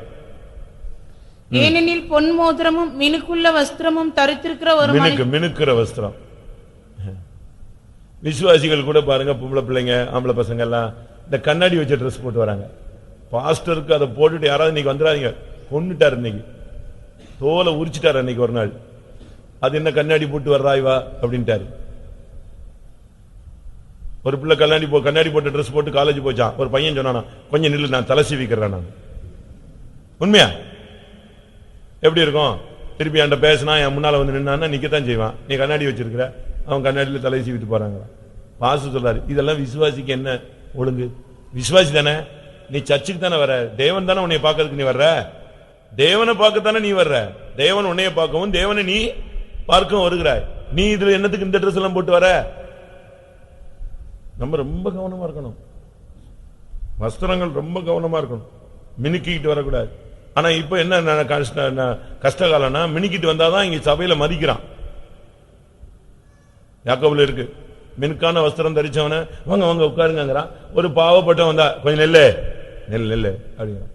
இது அங்கேயும் இருக்கு இங்கேயும் இருக்கு. வாசிங்க அந்த வசனம்.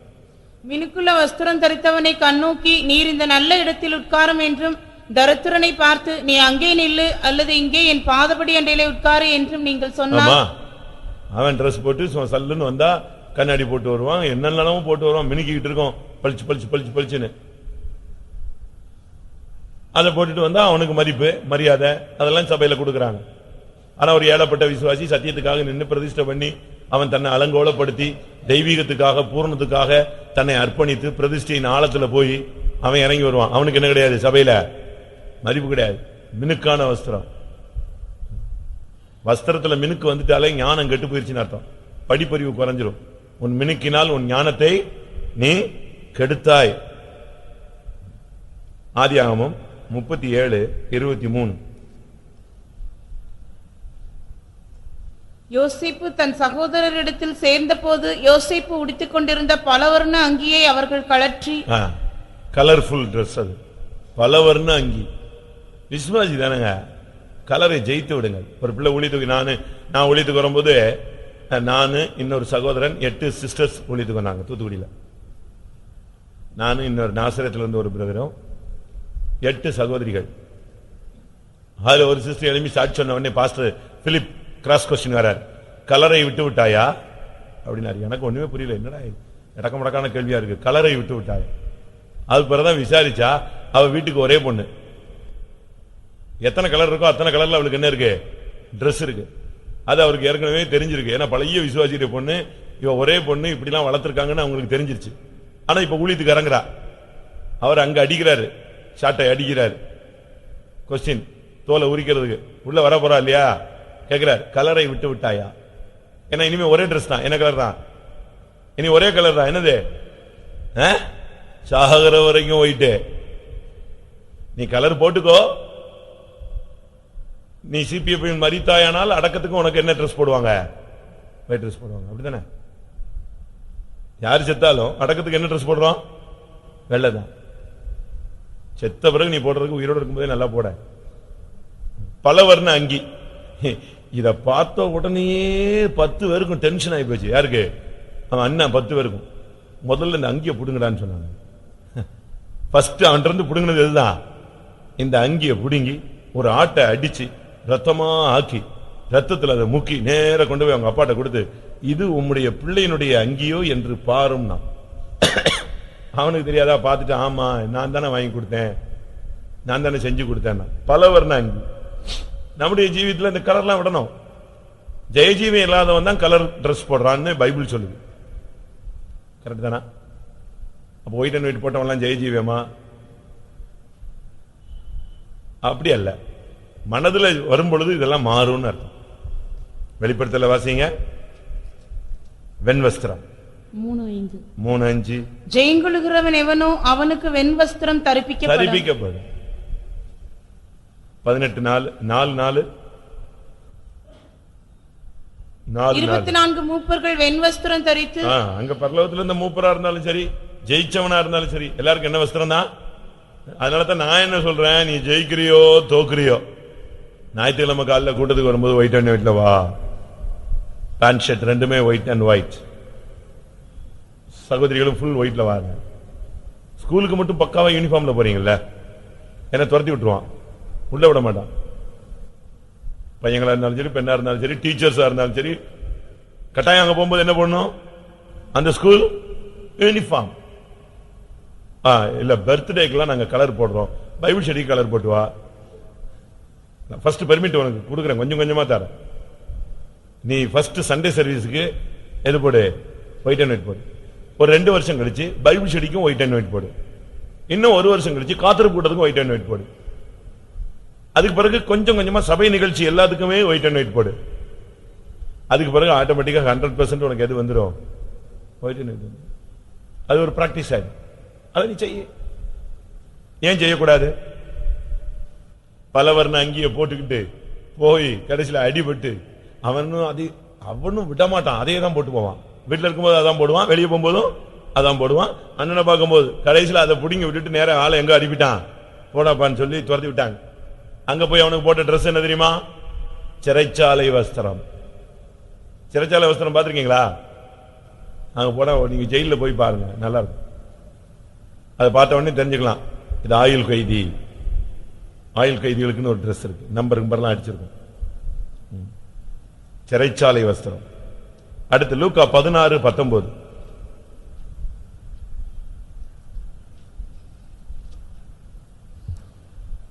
அவன் ரத்தாம்பரமும் விலையேற பெற்ற வஸ்திரமும் தரித்து. விலையேற பெற்ற வஸ்திரம். நான் சொல்றேன், விசுவாசிகளுக்கு வஸ்திரம் தேவை, ஆனா ரொம்ப காஸ்ட்லிலாம் அவசியமா? செருப்பு கூட எனக்கு ஒருத்தன் செருப்பு வாங்கி கொடுத்தான். நான் சென்னையில இருந்து வரும்போது எனக்கு ஒரு ஆள் செருப்பு வாங்கி கொடுத்தான் 1500 ரூபாய்க்கு. எனக்கு அதை போட்டு கொஞ்ச நாள் சுத்தி எனக்கு மண்டையே குழம்பி போச்சு. கடைசியில் ஒருத்தன் கொடுத்துட்டேன், நான் ஆளை விடுறாப்பா, இதை போட்டே மனசாட்சி கெட்டு போயிரும் போட்டு. அடுத்து இப்போ ஒருத்தன் வாங்கி கொடுத்தான், அங்க மதுரையில இருந்து இங்க வரும்போது அவன் 1300 ரூபாய்க்கு செருப்பு வாங்கி கொடுத்தான். அது ஒரு ஃபேமிலி கொடுத்தா 1 மாசத்துக்கு எரிஞ்சுக்கும், நல்லா சோறு சாப்பிட்டு போயிடும். அதே மாதிரி ட்ரெஸ் பாருங்க, இந்த கல்யாணங்களுக்கு எல்லாம் எடுக்கிறாங்க 7000, 13000, 35000 ரூபாய். விசுவாசி அவசியமே இல்ல, டீசெண்டா அழகான ட்ரெஸ் எடுத்துட்டு போலாம். நல்ல நீங்க விலையேற பெற்ற வஸ்திரங்கள்லாம் தரிக்க கூடாது. ஒருவேளை என்னடா பெந்தேகோஸ்ல இப்படிலாம் பேசுறானே, அதான் சொன்ன மாதிரியே இருக்கு, பெந்தேகோஸ்ல இப்படி எல்லாம் பண்றாங்களே அப்படின்னு. பெந்தேகோஸ்ல சொன்ன மாதிரி இல்ல, வசனத்தின் சொன்ன மாதிரி சொல்றேன். வசனத்துல தான் சொல்லியிருக்கு விலையேற பெற்ற வஸ்திரம். நமக்கு தேவையில்லையா விலையேற பெற்ற வஸ்திரம்? உடம்பு மறைக்கிறதுக்கு தானே, அவ்வளவுதான். அது சிம்பிளா அழகா பியூர் காட்டன்ல எடுத்துட்டு போலாம், நல்ல திக்கான ட்ரெஸ் போடலாம். நீ உன்னை வெளிப்படுத்தவே கூடாது. விலையேற பெற்ற வஸ்திரம்.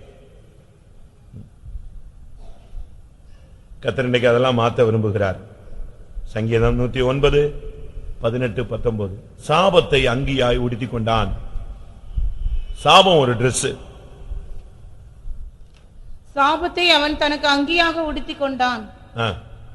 அது அவன் உள்ளத்தில் தண்ணீரைப் போலவும் அவன் எலும்புகளில் எண்ணெயைப் போலவும் பாயும். அது அவன் மூடிக்கொள்ளுகிற வஸ்திரமாகவும் நித்தமும் கட்டிக்கொள்ளுகிற கச்சியாகவும் இருப்பதாக. எது சாபம்? சாபத்தையா டெய்லி நீ உடுத்திட்டு வெளியே வரப்போற? அவன் அங்கி அவன் ஒரு அங்கி உடுத்திருந்தானா, ஒரு வஸ்திரம் இருந்துச்சான், அது எண்ணெய் போல அவனுக்குள்ள இறங்குச்சான், தண்ணீரை போல பாஞ்சுதான். அதுக்கு பேர் என்னது? சாபம். சாபத்தை உடுத்திக் கொள்ளாதீங்க. நம்முடைய ஜீவியத்தில் ஒரு பெரிய மாற்றத்தை கர்த்தர் கொண்டு வர விரும்புகிறார். ஒரு சிலர் பாருங்க, இங்க வரும்போது ஒரு டிரெஸ், வெளியே போகும்போது ஐயோ அவனை கல்யாண வீடுகளில் போய் பார்க்கணும், இல்ல சொந்தக்காரங்க வீட்டுக்கு போகும்போது பார்க்கணும் எப்படி அவங்க டிரெஸ் போடுறாங்க. சவுல் இப்படித்தான் செஞ்சான். சவுல் என்ன பண்ணிட்டான், அஞ்சனம் பார்க்கிற ஸ்திரியை பார்க்கும்போது டிரெஸ் மாத்திட்டான், ராஜவஸ்திரத்தை மாத்திட்டான். ஏன்னா அவ கண்டுபிடிச்சிட்டு ஓடிய போயிடுவல்ல. அதனால இவன் வேற டிரெஸ் போட்டு ஒரு சாதாரண ஆள் மாதிரி போய் வேறு வஸ்திரம் தரித்தான். நீ ராஜா இல்லையா, அபிஷேகம் பண்ணப்பட்டவனாச்சே, நீ அஞ்சனம் பார்க்க போலாமா? போனா அங்க அவ கண்டுபிடிச்சிருவான்னு சொல்லிட்டு 1 சாமுவேல் 28:8. அப்பொழுது சவுல் வேஷம் மாறி வேறு வஸ்திரம் தரித்துக் கொண்டு அங்கே போனான். எப்படி? கல்யாண வீட்டுக்கு போகும்போது, வெளியூர்களுக்கு போகும்போது, அங்கெல்லாம் போகும்போது நீ எந்த ட்ரெஸ் போட்டு போற? நீ அபிஷேகம் பண்ணப்பட்டவன், எங்க போனாலும் நீ அபிஷேகம் பண்ணப்பட்டவன் தான். நீ அங்க போகும்போது வேற ட்ரெஸ் போட்டு, அங்க போகும்போது விலையேற பெற்ற வஸ்திரங்கள் மினுக்கிட்டு போறது, அதெல்லாம் நீங்க மாத்தணும். விசுவாசி எங்க போனாலும் விசுவாசி தான். இப்ப உன்னுடைய அணிதல், உன்னுடைய தன்மை எப்படி இருக்கிறது? இன்னைக்கு கர்த்தர் உனக்குள்ள இருக்கிற ரெட்டு உடுப்பை எடுக்க வேண்டும், சிறைச்சாலை வஸ்திரத்தை எடுக்க வேண்டும், உனக்குள்ள இருக்கிறதான அழுக்கு வஸ்திரத்தை கர்த்தர் வெளியே எடுக்க வேண்டும், உனக்குள்ள இருக்கிற ஒடுங்கின ஆவியை கர்த்தர் வெளியே கொண்டு வர வேண்டும், உனக்குள்ள இருக்கிற கந்தைகளை கர்த்தர் வெளியே கொண்டு போக வேண்டும். உனக்கு சிறந்த வஸ்திரங்களை கர்த்தர் தரிக்க விரும்புகிறார். எல்லாரும் கண்களை மூடுவோம். ஒரு 10 நிமிடம் நான் டைம் தர்றேன். நீ எதை அணிந்து கொண்டிருக்கிறாய்? உன் வாழ்க்கையிலே சாபத்தை அணிந்து கொண்டிருக்கிறாயா? வேறு வஸ்திரம் தனித்துக் கொண்டிருக்கிறாயா? மினுக்கிக் கொண்டிருக்கிறாயா? விலையேற பெற்ற வஸ்திரமா? பலவர்ண அங்கியா? இல்லாவிட்டால் அழுக்கான கந்தையா? இல்லாவிட்டால் நீ பரிசுத்த வஸ்திரம் உடுத்திருக்கிறாயா? பிரதிஷ்டையின் வஸ்திரத்தை உடுத்திருக்கிறாயா? வைராக்கியத்தை சால்வையாக போர்த்திருக்கிறாயா? விசுவாசத்தை நீ தரித்திருக்கிறாயா? தகுதியான வஸ்திரத்தை தரித்திருக்கிறாயா? பாடுகளின் ஜீவியத்துக்கு உன்னை அர்ப்பணித்திருக்கிறாயா? உன்னையே நீ கேள்விகள். எல்லாரும் கண்களை மூடி கொஞ்ச நேரம் முழங்கால் படிடுவோம். நான் ஒரு 2 நிமிஷம் கழிச்சு நான் திரும்பவும் ரிப்பீட் பண்ணுவேன். ஆனா அதுக்கு முன்னால உங்களுடைய ஆவியில எதெல்லாம் தென்படுதோ, எவைகள் தவறு என்று நீங்கள் உணர்த்தப்படுகிறீர்களோ, அவைகளை தேவ சந்நிதியிலே தீர்மானம் பண்ணி அறிக்கை செய்து இன்றைக்கு கர்த்தருடைய சன்னிதானத்தில் விட்டு விடுங்கள். ஓப்பீரின் தங்கம் அணிந்தவளாய் நீ கர்த்தருக்கு முன்பாக நிற்க வேண்டும். விசுவாசம் இல்லாமல் தேவனுக்கு பிரியமாயிருப்பது கூடாத காரியம்.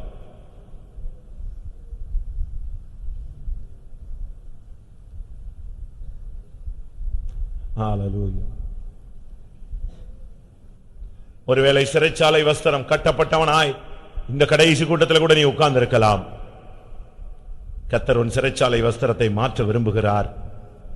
நீ ஒரு அடிமை, நீ ஒரு கட்டப்பட்டவன், நீ ஒரு குற்றவாளி, நீ ஒரு நியாயந்தீர்க்கப்பட வேண்டியவன் என்ற பெயரை கர்த்தர் இந்த அறிக்கையின் மூலமாய் மாற்றி உனக்கு சிறந்த வஸ்திரங்களை உடுப்பிக்க விரும்புகிறார். உன்னை சேதப்படுத்தும்படியாக உன் அழுக்கு வஸ்திரம் தரித்தபடினால் சாத்தான் உன்னோடு வந்திருப்பான். கர்த்தர் இன்றைக்கு அதை மாற்றி உனக்கு சிறந்த வஸ்திரங்களை தரிப்பிக்க விரும்புகிறார்.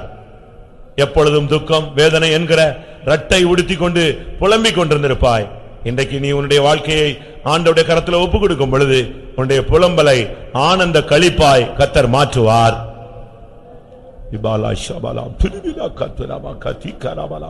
எல்லாரும் கண்களை மூடி வாயை திறந்து தேவ சமூகத்தில் நாம் கூக்குரலிட்டு கர்த்தரை நோக்கி அபயமிடுவோம். கர்த்தாவே, ஓ விசுவாசத்தை தரித்துக் கொள்ளவில்லையே, நான் சாபத்தை அல்லவோ உடுத்திக் கொண்டிருக்கிறேன், அழுக்கை அல்லவோ உடுத்திக் கொண்டிருக்கிறேன். கந்தையை அல்லவோ உடுத்திக் கொண்டிருக்கிறேன், இரட்டை அல்லவோ உடுத்திக் கொண்டிருக்கிறேன், மினுக்கான வஸ்திரத்தை அல்லவோ உடுத்திக் கொண்டிருக்கிறேன். கர்த்தாவே, உம்முடைய நீதியை எனக்கு தரிப்பியும் ஆண்டவரே, உம்முடைய வைராக்கியத்தை நான் தரித்துக் கொள்ள உதவி செய்யும் ஆண்டவரே, பாடுகளின் ஜீவியத்தை தரித்துக் கொள்ள உதவி செய்யும் ஆண்டவரே. சுகபோக வாழ்வை விட்டு நான் விலகி கிறிஸ்துவுக்குள்ளான வெறுமையின் வாழ்க்கைக்கு நான் வர வேண்டும் ஆண்டவரே. ஆமென். எல்லாரும் ஒப்பு கொடுங்கள்.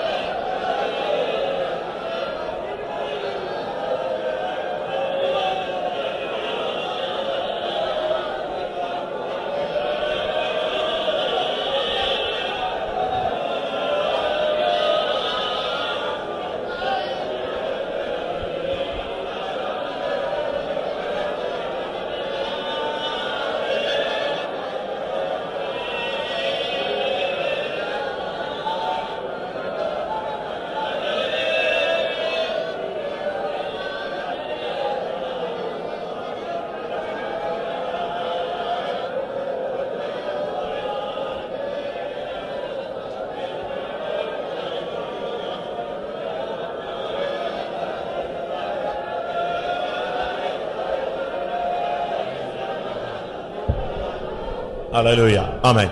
சாயங்காலம் அறிக்கைக்கான நேரம் கிடையாது. வந்த உடனே ஒரு கொஞ்ச நேரத்துல ராபோஜனம் ஸ்டார்ட் ஆயிடும். அதனால நீங்க அறிக்கைங்கிறது இதுதான். அதனால இப்ப உடனே நான் எழும்ப சொல்ல போறதில்ல. ஒரு 5 நிமிஷம் தர்றேன். ஒருவேளை புதியவங்களா நீங்க இருக்கலாம், இல்லாவிட்டா பழையவங்களா இருக்கலாம். எத்தனையோ கூட்டங்கள் இங்க வந்திருக்கலாம், இந்த கூட்டத்துக்கு தான் நீங்க வந்திருக்கலாம். அதனால உங்களுடைய மனசாட்சி கிளியர் ஆகிற வரைக்கும் நான் டைம் தர்றேன். 5 நிமிஷமோ 8 நிமிஷமோ 10 நிமிஷமோ கண்ணை மூடி முழங்கால் போட்டு அந்த மன்னிப்பின் சத்தம் உன் காதுல தொனிக்கிற வரை நீ உட்காராத.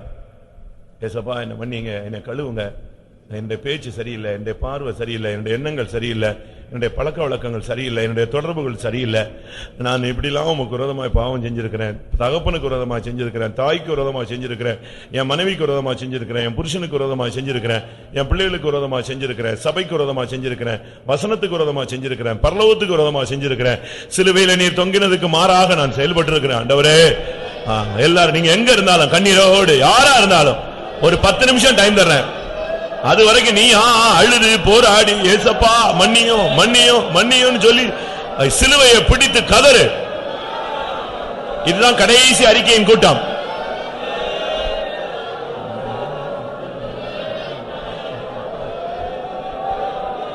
நீ அறிக்கையில் உண்மையாயிருந்தால் அவர் மன்னிப்பில் உண்மையாயிருப்பார்.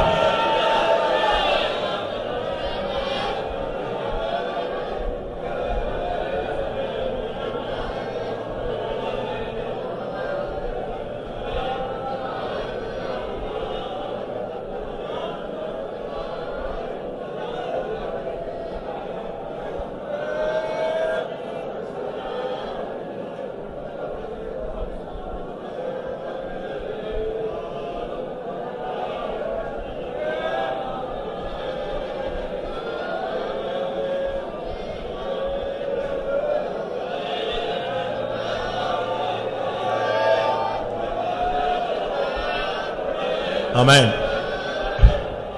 எந்த ஒரு காரியத்தை நீதிகரிக்காதீர்கள்.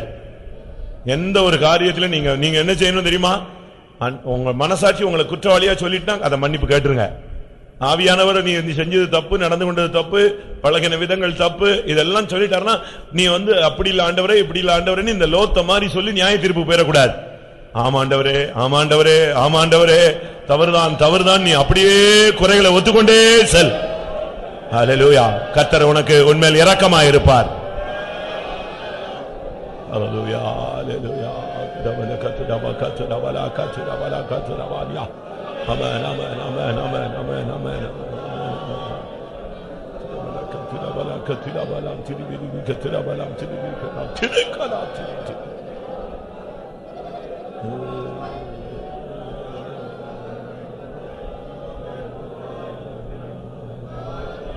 அந்த இளைய குமாரன் தன்னுடைய பங்கைத்தான் கொண்டு வாங்கினான், தன்னுடைய பங்கைத்தான் செலவழித்தான், தன்னுடைய ஆஸ்தியைத்தான் அழித்தான், தன்னுடைய ஜீவியத்தை தான் கெடுத்தான். ஆனால் அவன் தேவனுக்கு முன்பாக தகப்பனுக்கு முன்பாக சொல்லும் பொழுது, தகப்பனே நான் உமக்கு விரோதமாயும் பரத்துக்கு விரோதமாயும் பாவம் செய்தேன் சொன்னான். தாவீது ஒரு பெண்ணோடு தனிப்பட்ட விதத்துல தான் தவறு வைத்திருந்தான். ஆனால் அவன் தேவனுடைய சமூகத்தில் வந்து சொல்லும் பொழுது, தேவரீர் ஒருவருக்கு விரோதமாய் நான் பாவம் செய்தேன் என்று சொன்னான். அப்படினால நாம் செய்கிற ஒவ்வொரு தவறுகளும் தேவனுக்கும் பரலோகத்துக்கும் விரோதமானவைகள் என்பதை நினைவில் வைத்துக் கொள்ளுங்கள். ஹல்லேலூயா, ஹல்லேலூயா, ஹல்லேலூயா. தேவனும் பரலோகமும் உன்னை கண்டுகொண்டே இருக்கிறார்கள்.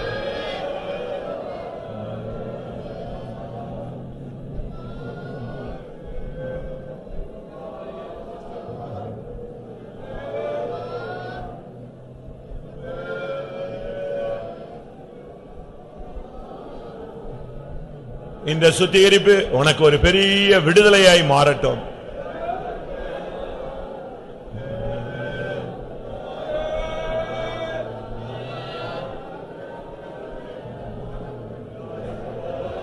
இந்த சுத்திகரிப்பில் பழையவைகள் ஒழிந்து போக வேண்டும். பழையவைகள் மாற்றப்படுவதல்ல, பழையவைகளை விட்டு விடுகிறதல்ல, பழையவைகள் ஒழிந்து போயின.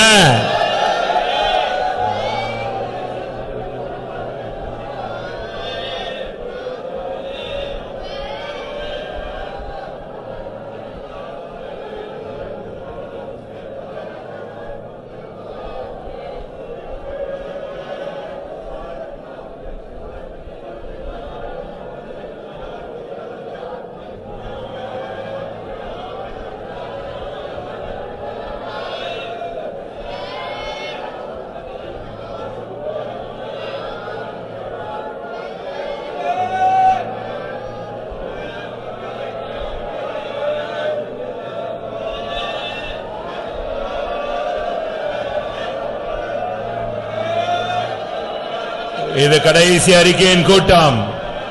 இந்த கூட்டம் முடியும் பொழுது உனக்குள்ள இருக்கிற பாவமும் போய்விட வேண்டும், உனக்குள்ள இருக்கிற பாரமும் விலகி போய்விட வேண்டும்.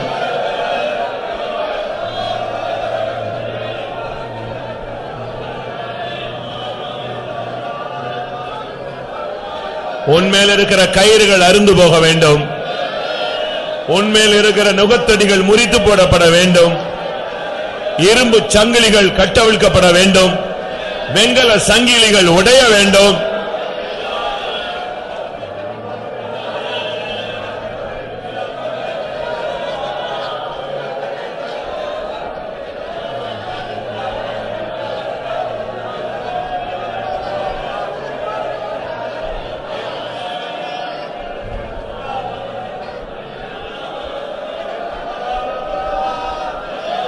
உன்னுடைய ஜபத்தை கேட்கிறாரோ இல்லையோ, உன்னுடைய அறிக்கையை அவர் கேட்கிறார்.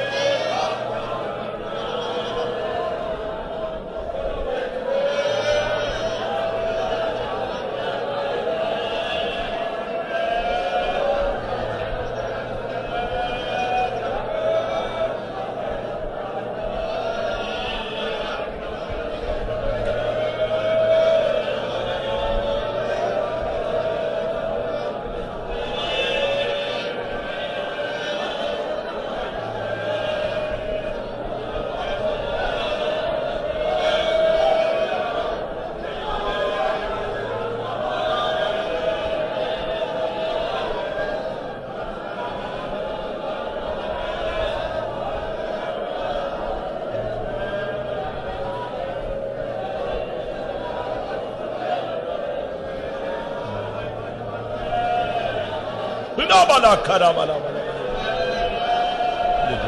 யோலப கரப கரப கதரபலா. ஆமென். இயேசுவா ஆவி ஆத்மா சரீரத்தை அவர் பரிசுத்தமாக்கட்டும். ரிபிகரபா கத்திரபலா ரிபிகரபலா திரபலா.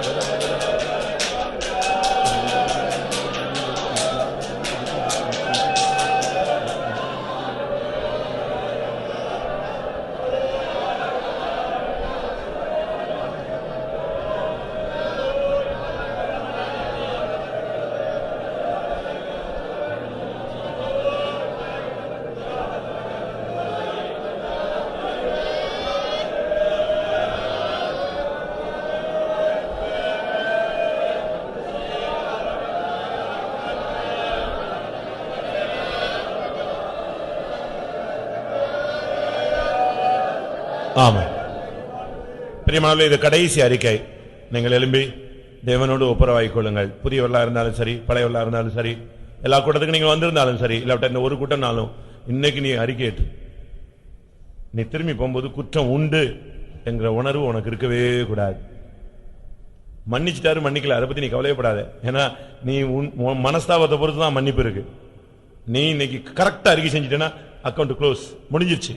பிசாசு ஒன்னு விலைக்கு ஓடியே போயிருவான். நீ வேணா செக் பண்ணி பாரு. நீ சிறந்த வஸ்திரத்தை தரிச்சுட்டு நீ வீட்டுக்கு போ.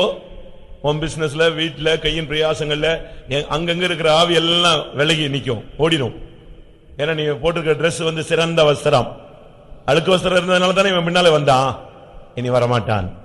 ஆமென். எல்லாரும் கர்த்தருடைய சமூகத்துல நீங்கள் சீர்படுத்திக் கொள்ள விரும்புகிறவர்கள் இந்த வசனங்கள் இந்த வசனத்துக்கு அப்பாற்பட்டும் நீங்க நல்லா சுத்திகரிங்க. நான் 5 நிமிஷம் இல்ல 10 நிமிஷம் கூட தரேன். இதான் லாஸ்ட் கூட்டம். நீங்க ஊழியக்காரங்க, விசுவாசிகள், ஊழியக்காரங்கெல்லாம் இந்த அரை நிமிஷத்துல சொல்லிட்டு உட்கார்ற பிராக்டிஸ் எல்லாம் விட்டுருங்க. நாம் எல்லாரும் வானத்திலிருந்து வந்தவர்கள் அல்ல, நாம் தேவனுடைய பிள்ளைகள். எல்லாரும் நல்லா அழுது கண்ணீரோடு ஒரு கரெக்டான அறிக்கையை நம்ம ஏறெடுக்கணும். ஏதோ கடமைக்காக வாலிபர்கள் எழுப்பி நின்றுட்டு என்னத்தையோ சொல்லிட்டு உட்காராதீங்க. உங்களுடைய வாழ்க்கையை மாற்றக்கூடியது இந்த அறிக்கையா இருக்கட்டும். ஆமென்.